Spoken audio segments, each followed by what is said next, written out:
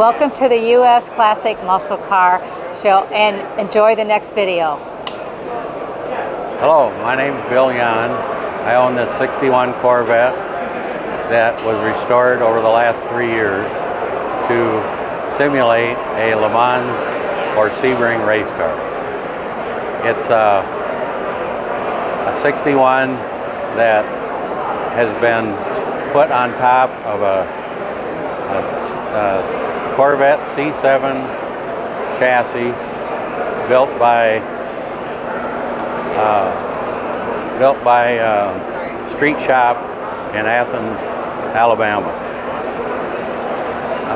Then we ordered a LS3 motor from Chevrolet and a Tremec 6-speed, and with that we put the package together on top of the frame and then began to figure out how to make the body work over top of all the underlying improvements. That was the biggest part of the job, was making the C7 chassis work under the 61 body. The modifications that needed to be made were basically in the trunk area. We can go back. The C7 chassis is much larger height-wise than the 61 frame was. So to modify the 61 body to make things work, we had to increase the height of the trunk well. Now that said, we did not modify the wheel wells either inside or outside, but took very careful measurements to make the tire placement inside the wheel well correct. We ordered billet specialty wheels. It was a 3-year project. The original car, the 61, would never have been an heirloom car or NCS car. It had been hit both in the front and the back. The frame was rusty, so at that point we decided to convert it to a Restro Mod. We basically took the plan from a picture of the number 2 Le Mans car and tried to duplicate that as closely as we could. Right. Stunning. So did you get a chance to enjoy the car and drive it? When I got the car back in June, I drove it 300 miles. Oh, did you really? And it's a hoot to drive. It tracks better than any car I've ever driven. Really? Wow. It rides a little harsher than a new Corvette, but it's fun. The gauges are all Dakota Digital. Oh, are they? Okay.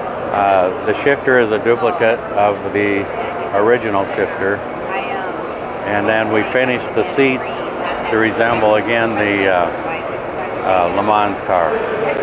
Under the hood, the LS7 was remarkably simple. You mean LS3?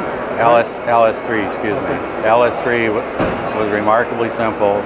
It was in the car before we put the body down on it. Okay. The wiring harness that GM supplies, although difficult to mount in the car, once we got it in there, we had very little trouble with making the system work. Sure. We have a friend that works for a GM dealership. Okay. He came out. We plugged his computer into the car computer, and he typed a few commands into his laptop, turned the key, and it started. What was I going to say? Talk about these rims and wheels and brakes. The C7 comes with huge rotors, which made it very difficult to find wheels that would correctly fit. And that's where Billet Specialties came in and helped supply the wheels that both cleared the rotors and the fender wells. Right. Very, very nice. And what about awards? And how often have you shown the car? This is the first trip out for the car. I learned a lot about cleaning cars because I'm an NCRS person and I'm used to having cars judged nut and bolt restoration. This car is fit and finish, and it just takes Q-tips and a lot of rags to clean it to make it acceptable to the judging. And do you let anyone else drive the car? Not yet. Not yet? Like, no? No. Not yet? She's ridden in it, so I've successfully scared a few people, but no other drivers at this point. Did you get judged yet today? Yes, we just got judged. We got the sponsor award from Corvette Central. Great. An interesting aspect of this car is to make the nose appear like the Le Mans car.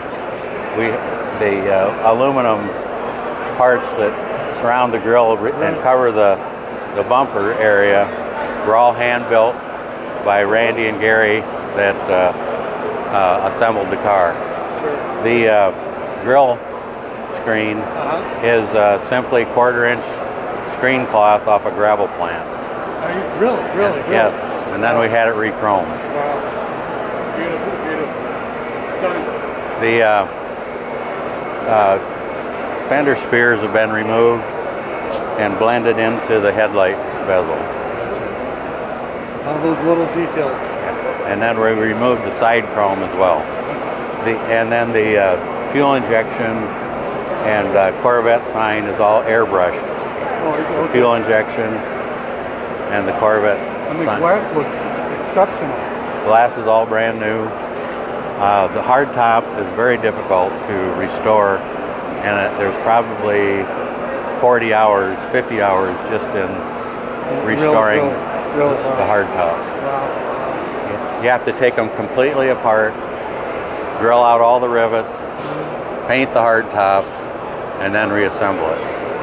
There is a provision for a soft top, but to this point, we don't intend to put a soft top. Sure. Wow. That's about all I can think of. Oh, thank you very much for watching. Welcome to US Classic Muscle Cars. Please enjoy the next video.